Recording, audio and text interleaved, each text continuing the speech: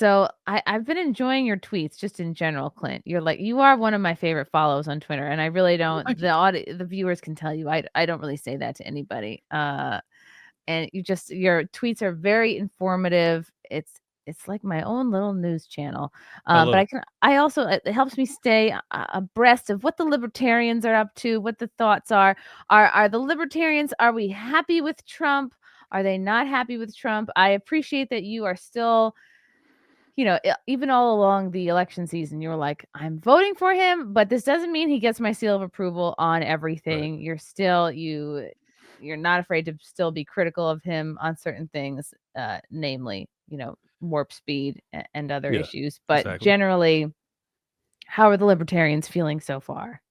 Well, the libertarians are divided as ever. But I think that like most kind of sane, pragmatic libertarians, even if they didn't vote for Trump, they still perceive him to be, you know, the clear lesser of two evils. And I think that's obviously true. Like he's far superior to a Kamala Harris presidency. My God. And let's be honest, like what he's accomplished in his first 3 weeks have been things that I really never even thought possible. Uh, Getting rid of the Department of Education. Like you're going to tell me that a libertarian like wouldn't support that? Uh, Getting a ceasefire in Gaza, like that was great. Now, then he talks about owning Gaza. So then we go from like oh, I love this guy to what the fuck are you talking about? So it's a teeter totter. I think that's kind of how it'll be with Trump.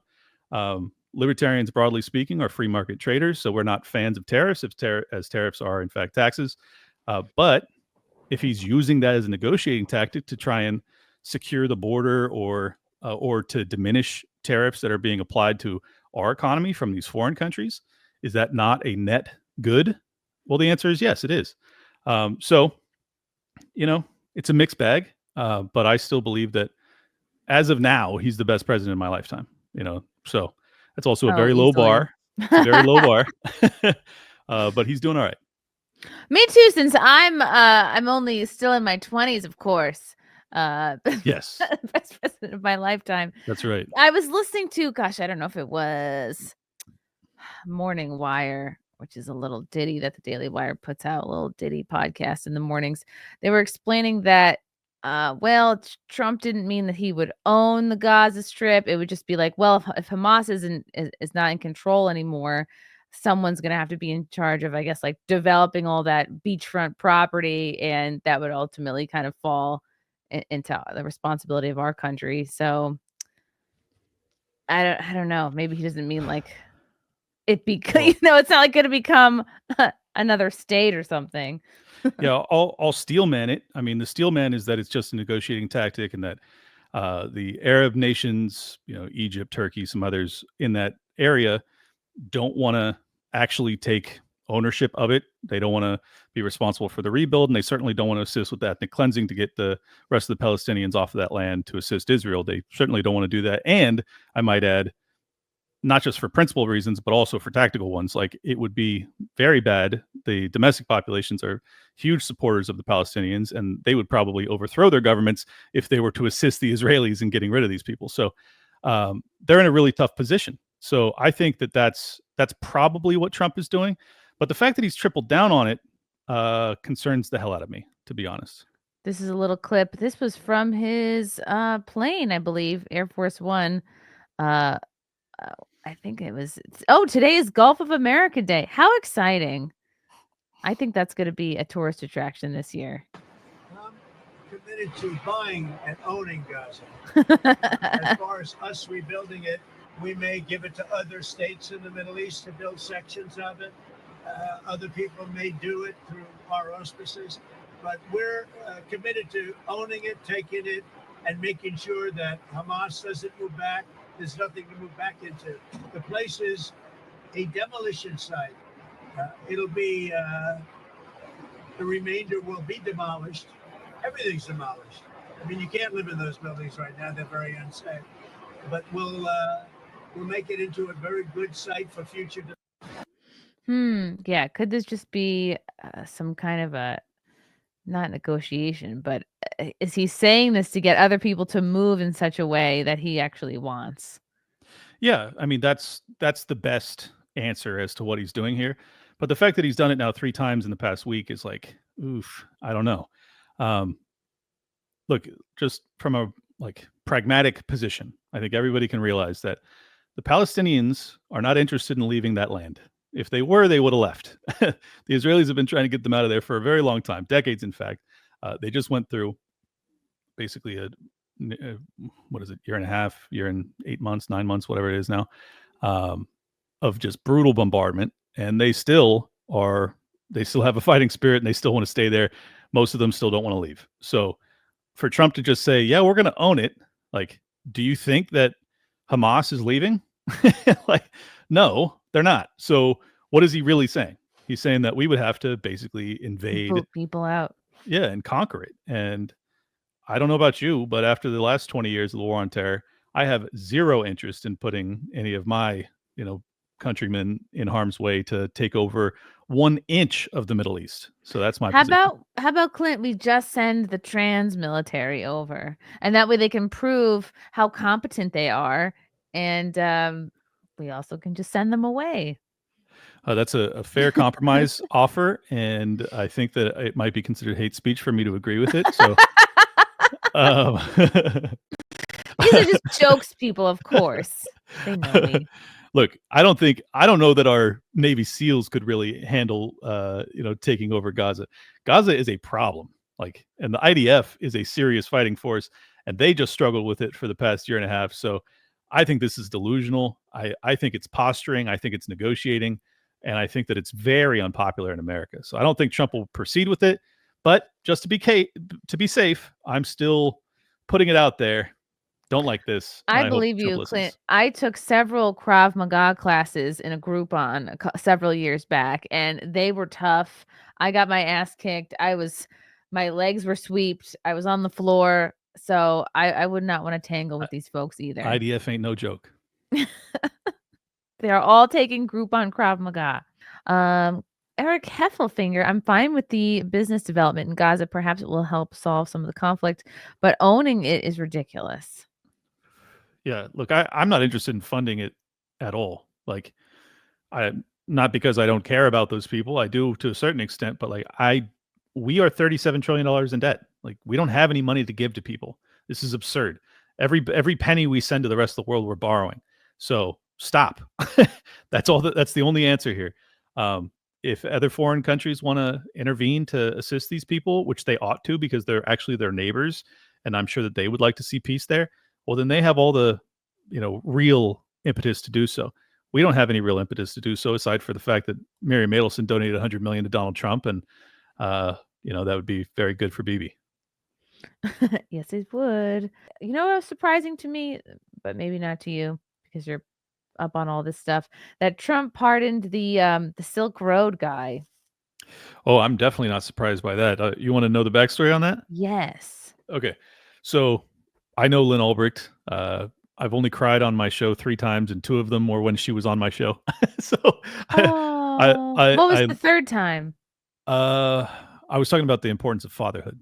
Yeah, so I don't know. Anyways, so yeah, familial, parental things are the things that obviously get me, touch me. So that's weird to say parent stuff touches me. Anyways, that didn't happen. It's touching. There you go. It's touching. That's what I meant. So anyways, I had Lynn on my show. She's been fighting to get her son freed for over a decade now. She's an absolute sweetheart. She's an absolute legend. And she's just one of the nicest people I ever met. Anyways, I end up running for the vice presidency of the United States of America under the Libertarian Party because Dave Smith opts not to. So I slot myself in there. I'm in DC, and what we don't know at the time, but I know now, or at least the public didn't know, I kind of knew because I'm more insider, was that Donald Trump was going to speak that day. RFK was there, Vivek was there. I debated Vivek, which was insane. That was so much fun. But is that recorded anywhere? Yeah, I don't know where, but yeah, I think if you search Clint Russell, Vivek Ramaswamy, it should come up somewhere. But anyways, what I knew was that Angela McArdle, the chair of the Libertarian Party, was negotiating with the Trump administration, with the Trump team, not knowing that he was going to win. I mean, obviously, a year ago, it seemed very much in doubt that Trump would ever see the White House again. And then there was assassination attempts. Like a lot of stuff could have derailed this. But what Angela was negotiating was essentially to try and get. He wanted to get the endorsement of libertarians, and we wanted to get Ross Ulbricht free because he's a crypto pioneer. He's a free market entrepreneur type of guy, and he just became a very kind of a special figure for the libertarians. And we got Trump to agree to that. Angela McArdle got Trump to agree that I will pardon Ross Ulbricht on day one. And when I was sitting there, 8th row, as he gave that speech, Donald Trump said it, and I videoed it and I put it out, and it went super viral. And no one thought he would follow through because we all hate politicians and we're all so jaded.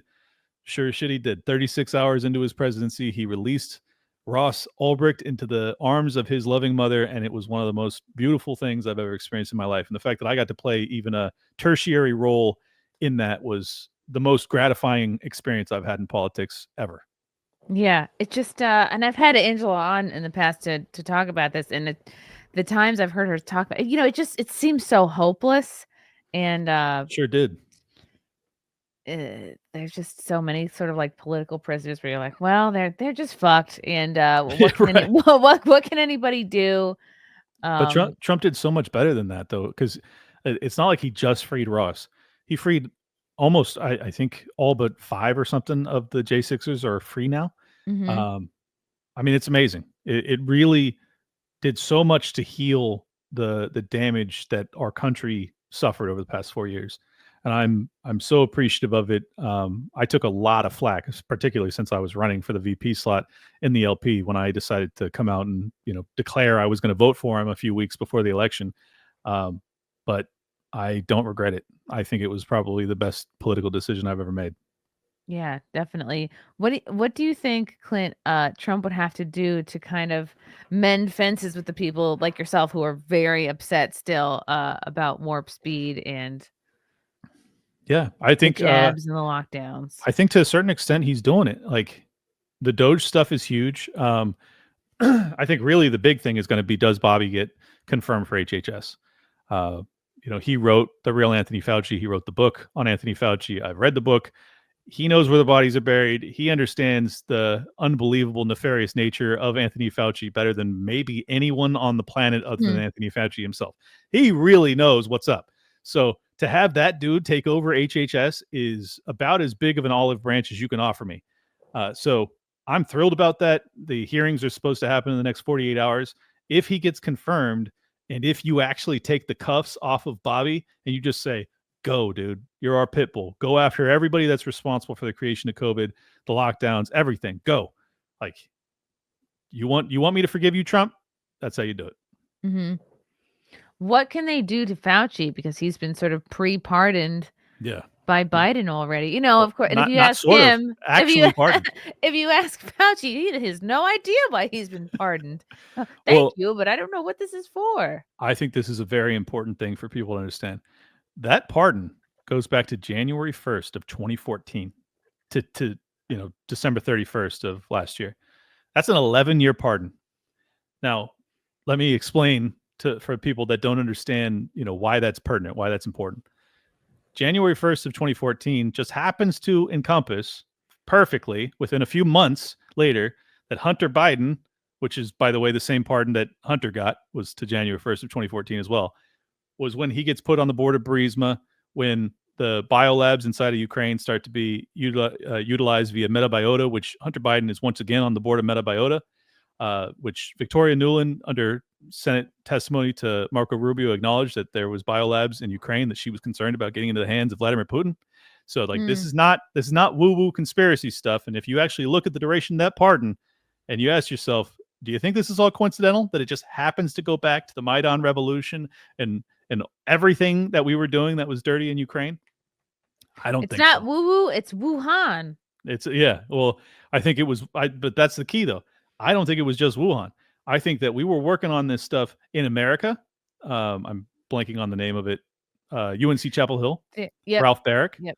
And then I think some of this work was done in Canada. Some of this work was done in Ukraine, and obviously the Wuhan Institute of Virology. Like, this is a big, big operation. And I think that Putin is not lying about that particular aspect of his explanation for the necessity to invade Ukraine. Right. And also with our tax dollars. Another thing. Yeah. Pretty cool, right? They rob us blind to then poison us, and then they also rob us blind to invade us. And then if we protest it, they rob us blind to then censor us, and then they rob us blind to imprison us, and then, ultimately kill us. So it's a pretty cool system. And replace us with people that can vote the other way. Yep. It's unbelievable. It really is. Yeah. The more people learn, it's how do you not get so mad about everything that's going on? I don't know. I feel like I'm the conduit for like people that actually understand and are as upset as they ought to be. Like everybody else is like, I can't listen to you, dude. You're too intense.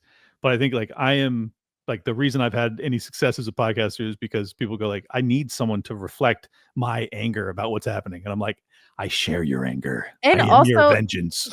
you're great at explaining what's going on, kind of like in small digestible bites. You're like the mama bird chewing up right. little pieces of, and then you're spitting it into our mouths, Clint. Yes, exactly. I'm just regurgitating truth into your faces over and over again. We need somebody to do this.